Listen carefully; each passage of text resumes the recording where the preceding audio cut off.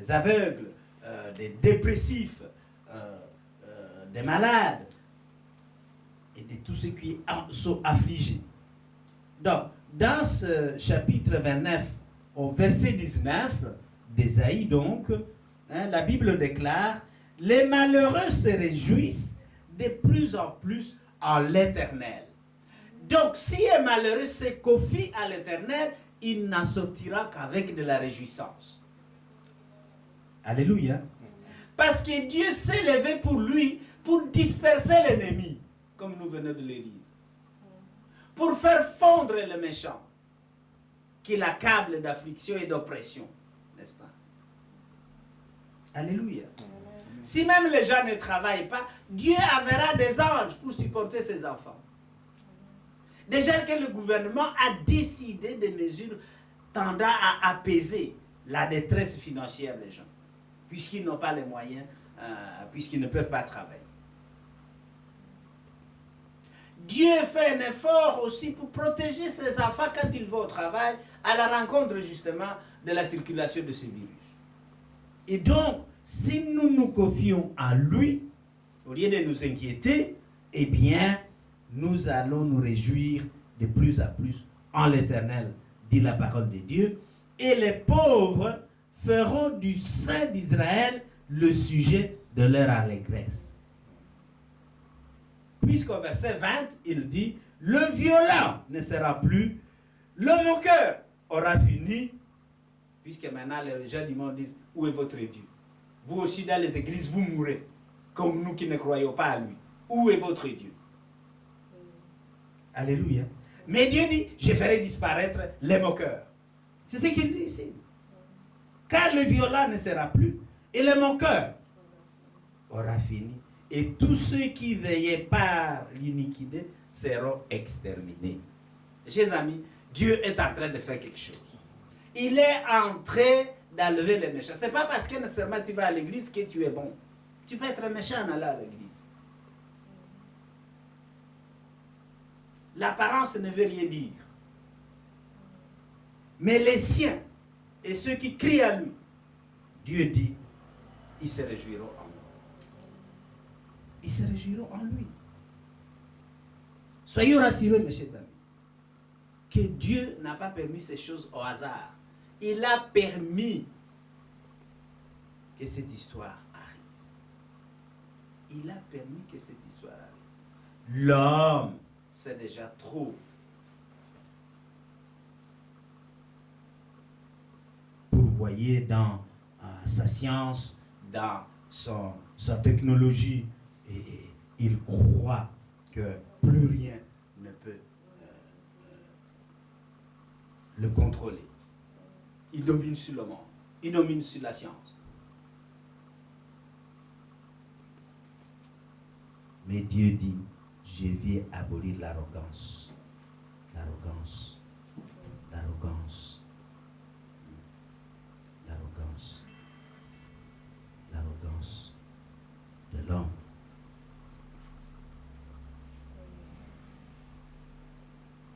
Il vient annihiler l'arrogance de l'homme.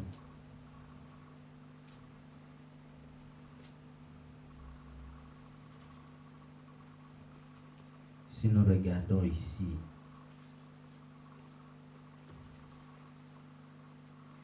Ésaïe chapitre 11, pardon, Ésaïe chapitre 11, pourquoi Dieu fait cela? Pourquoi Dieu est si bon avec le malheureux qui se confie à lui? Ésaïe chapitre 11.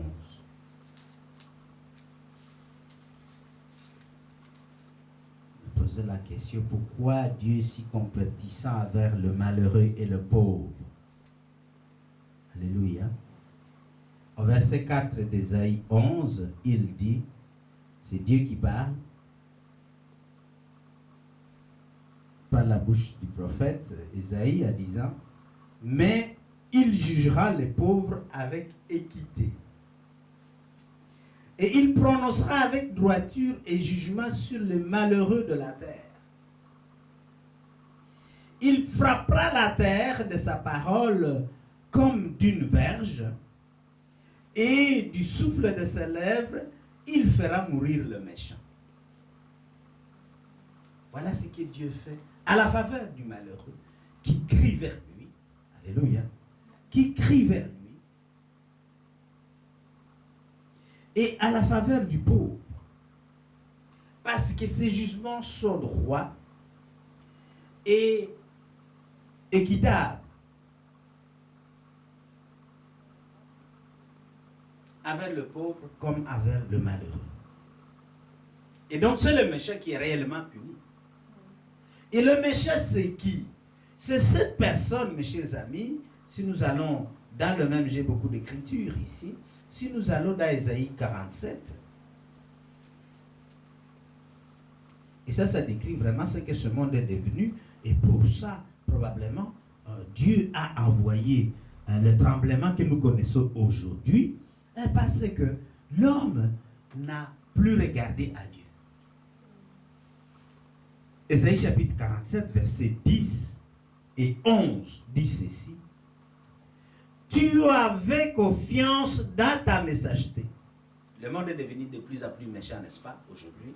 Nous le savons, nous le vivons tous les jours. Il y a 40 ans, je suis arrivé à Bruxelles. Vous pouviez laisser votre voiture grande ouverte. Personne ne prenait. Vous ramassiez des pièces d'argent, vous alliez demander à l'arrêt du bus à qui ça appartient. Quelqu'un laissait son sac sur l'arrêt de bus, quelqu'un va ramasser et va le porter aux objets perdus pour que la personne puisse récupérer. Il n'y avait pas la méchanceté d'aujourd'hui, mes chers amis. Rien de tout ça. L'Europe, c'était vraiment agréable à vivre. Mais aujourd'hui, on ne peut plus se permettre ces choses. Tu avais confiance dans ta méchanceté. Tu disais, personne ne me voit. Beaucoup de gens volent les uns et les autres. Il faut du mal à leurs humains. Ils croient que personne ne les voit. Voilà ce que l'Occident fait aux Africains. Ils croient que les Africains sont aussi abrutis, ils ne se rendent pas compte. Qu'en fait, jusqu'aujourd'hui, l'Europe continue à coloniser l'Afrique. On voit les pillages. Mais derrière le commerce, il y a une autre forme de pillage, une autre forme de colonisation qui fait que les nations africaines ne peuvent pas décoller. On nous cache la technologie. Les Asiatiques l'ont volé, mais nous, on ne nous permet même pas d'avoir des usines. La Chine aujourd'hui, vous voulez vendre sur leur grand marché? Ils vous disent, venez planter votre production ici. Ça, gardez votre truc. Ils sont obligés, ils ont déménagé leurs usines et leur technologie là-bas. Aujourd'hui, à cause de la chute de cet événement, plusieurs actionnaires ont vendu. La Chine a dit ici les affaires, dans la poche. Et bientôt, on se réveillera avec la Chine, la nation la plus puissante économiquement. Et nous voyons donc clairement ici que Dieu n'était pas content de l'attitude des hommes aujourd'hui. Qu'est-ce qu'il a dit? Tu disais, personne ne me voit. Tu crois que les gens ne se rendent pas compte? Même les pauvres Africains se rendent compte que les mesures qu'on impose en Europe, on ne peut pas les imposer en Afrique pour le confinement. C'est impossible. Les gens vont plus mourir de faim que de coronavirus. Donc c'est censé déconfiner les gens. Depuis longtemps, ils résistent à beaucoup d'épidémies comme la malaria, comme le choléra, et toutes ces choses-là. Donc ils croient que c'est pas ça qui va les exterminer.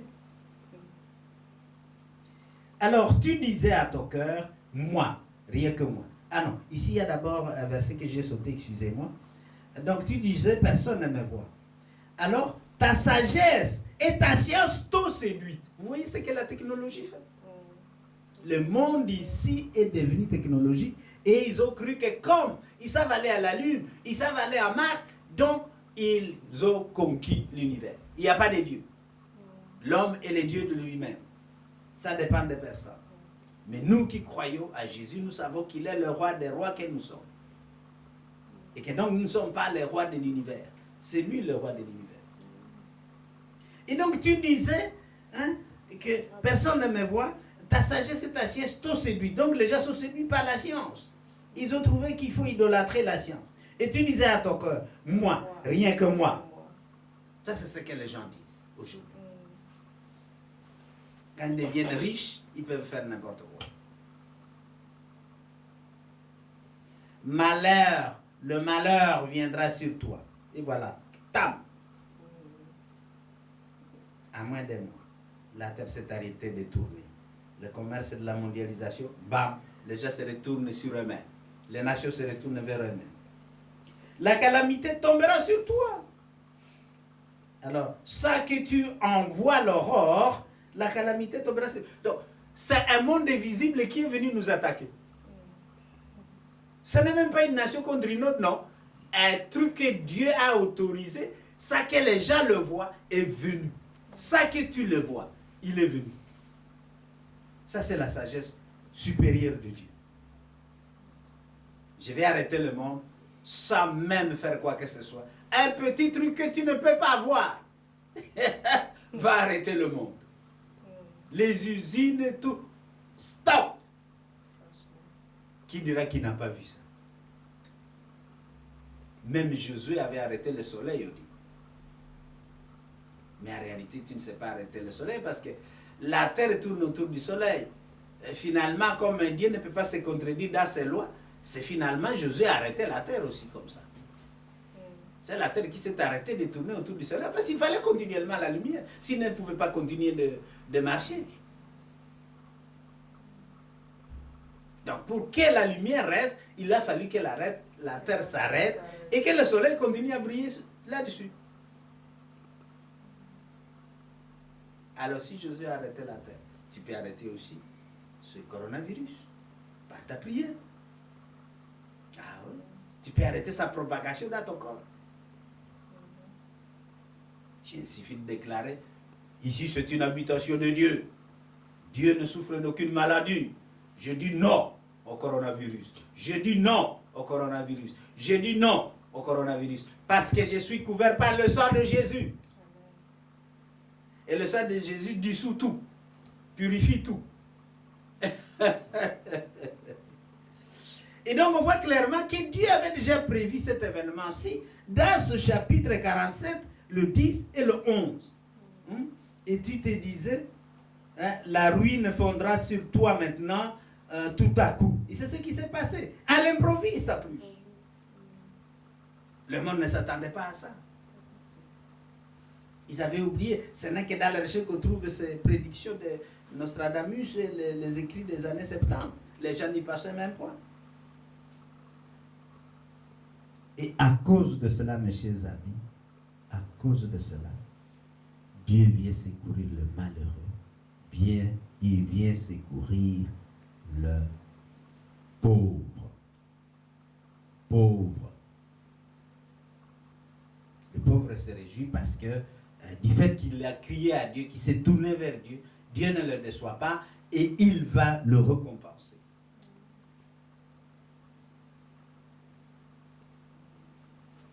Heureux le malheureux car il héritera le royaume de Dieu. C'est ce que dit Matthieu chapitre 5 verset 3 si je ne m'abuse. Heureux le malheureux car il héritera le royaume de Dieu. Et donc dans cette phase ici, on va hériter véritablement le royaume de Dieu. Parce que beaucoup vont assister à des miracles. Certains vont y rester, les méchants vont y rester, et les autres seront secourus. Comme Dieu dit jamais, je vis avec le salut. Je me lève et la maladie se disperse. Quand le malheureux crie à Dieu, Dieu l'attend. Nous avons dit ça. Il l'attend. Et donc, mes chers amis, nous devons crier, pleurer à Dieu. Et je vais terminer par là, à vous inviter à lire Lamentation. Lamentation de Jérémie.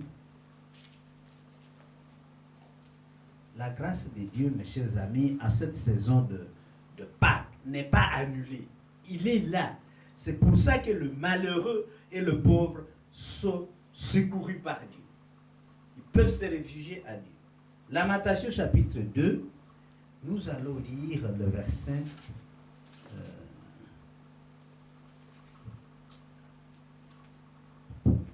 écriture vraiment très à propos pour cette saison, pour cette période.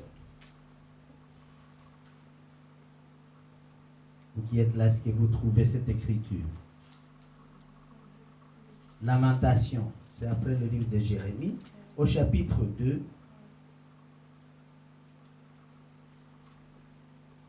Nous sommes dans cette période, mes chers amis.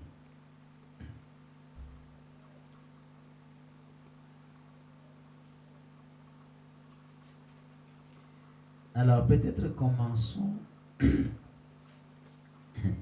par cette parole, fait suite à celle que je viens de lire dans Ésaïe 47, n'est-ce pas? Oui. Alors, le verset 16 dit ceci. Si vous êtes là. Alors, il dit, tous tes ennemis ouvrent la bouche contre toi. Tes ennemis peuvent être la maladie, peuvent être le manque, la pauvreté, les 5 oppresseurs dont nous avons parlé, par exemple. Hein?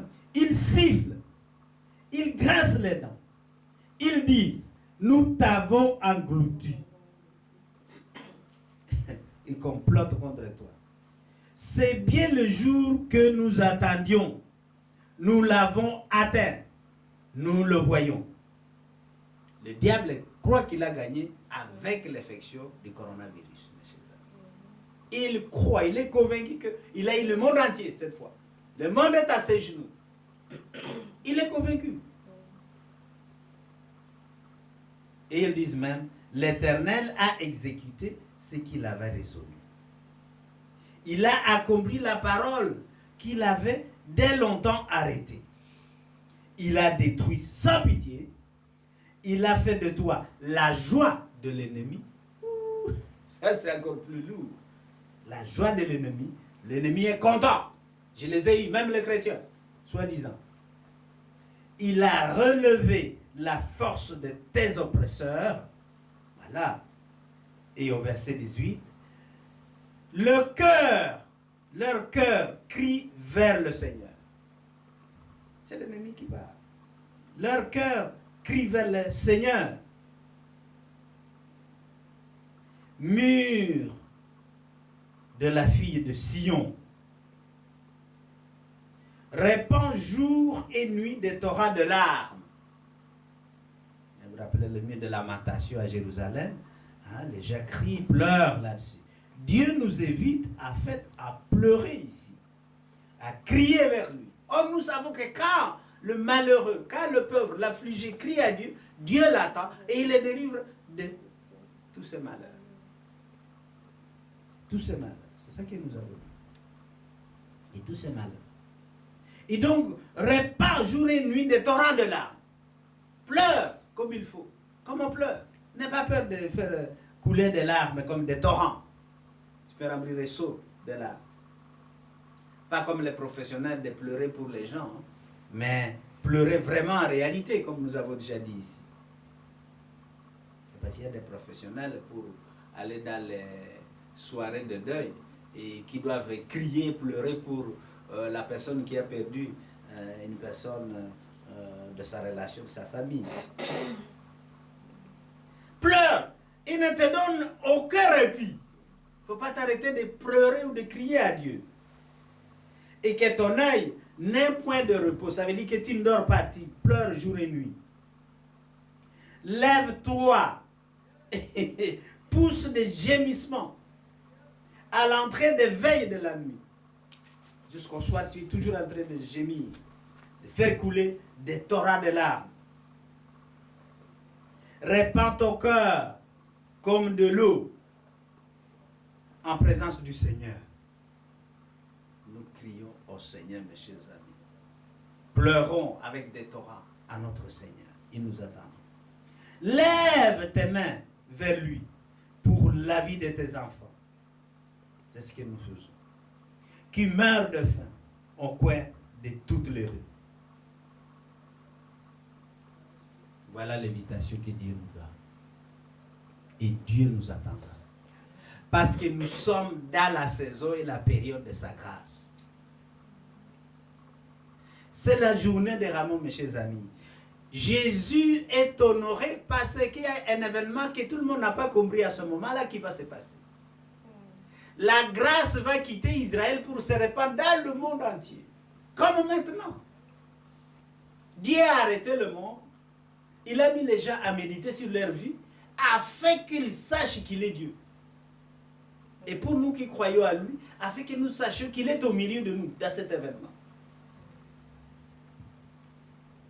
Il faut bien retenir ces lamentations de 17 à 19 parce que Dieu nous invite à crier à lui parce qu'il est prêt à nous répondre. Et pour clôturer, il nous dit dans Ésaïe 30, au verset 17, Ésaïe 30, l'écriture que nous avons déjà reçue ici à prophétie, et je vous dis, c'est ce que Dieu est en train de faire.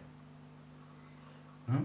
Ésaïe 30, nous allons commencer au verset 18, excusez-moi, pas 17. Ésaïe 30, verset 18, il dit, cependant, l'Éternel désire vous faire grâce.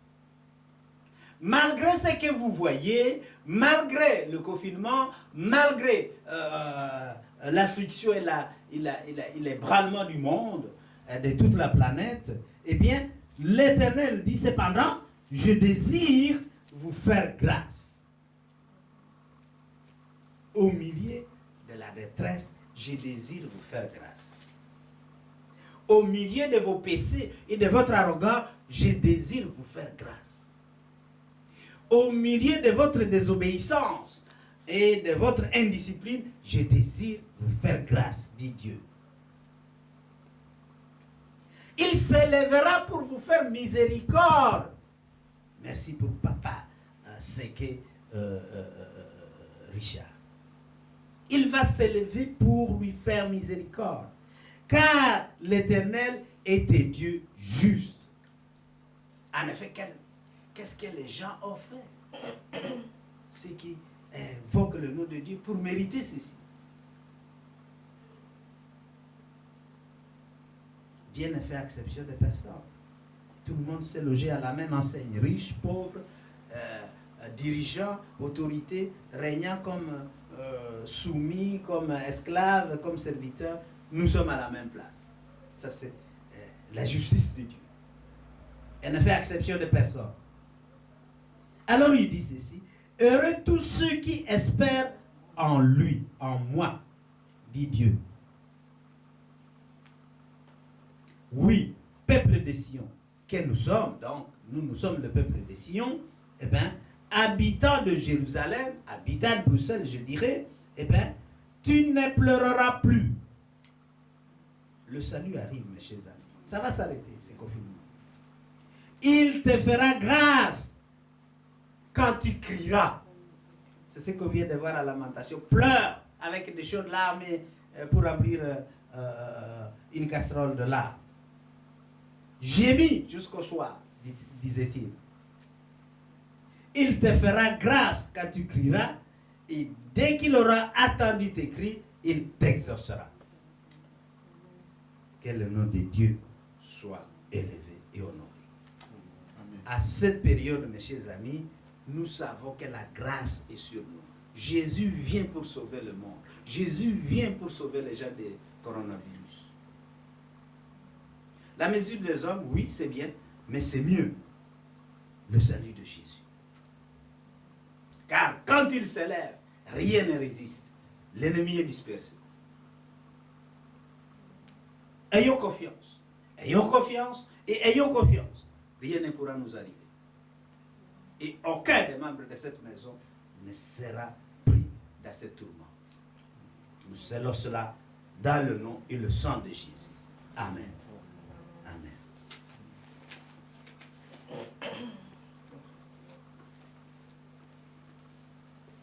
Je voudrais simplement dire à tout le monde et à toute la communauté que il faut vraiment tenir notre sœur Françoise dans la prière. Mais Dieu fait grâce, nous savons que cet homme, lors de la réunion de la fin de l'année ici, il était là. Hein? Et c'est Pasteur Caroline qui m'a rappelé cela. disant qu'il avait même donné une semence. Dans cette semence qu'il avait intitulée « Je voudrais être une bénédiction pour plusieurs ». Ça, c'est son vœu qu'il a formulé pour 2020. Nous avons dit à Dieu, tu ne permettras pas que ce vœu disparaisse. Il a semé, il doit récolter. Telle est ta loi. Donc, ce qu'il a semé doit pouvoir contribuer à sa vie et à l'accomplissement du vœu qu'il a écrit lui-même. Nous avons relu ce vœu que j'aurais voulu montrer ici, le moment venu, pour que Dieu honore sa parole. Il nous a dit aujourd'hui que sa parole est pure. Elle est si pure qu'elle a été purifiée 7 fois dans le fourneau, dans le creuset. C'est ça qu'on a lu dans le psaume au chapitre 12, verset 7. Et donc, si cet homme a semé devant le Seigneur avec un vœu, eh bien, Dieu doit honorer cette semence par une récolte. Tant que le monde restera, la loi de la semaille et de la récolte ne sera pas détruite, ne sera pas abolie. C'est une parole pure de notre Dieu, il va l'honorer. La même façon qu'il avait honoré la prophétesse Anne ou Siméon. Anne, en disant qu'elle ne mourrait pas sans avoir vu le bébé, le Seigneur notre Dieu. Il pouvait y arriver une guerre. Comme maintenant c'est la guerre, le coronavirus, elle survivait à la guerre. Et à ce vieil âge avancé, elle a eu entre ses mains le bébé Jésus entre ses mains. Et après elle a dit, maintenant je peux m'en aller. Nous scellons cette parole pour papa, le mari de maman Françoise, ici devant Dieu et devant vous. Amen. Que le nom de Dieu soit glorifié.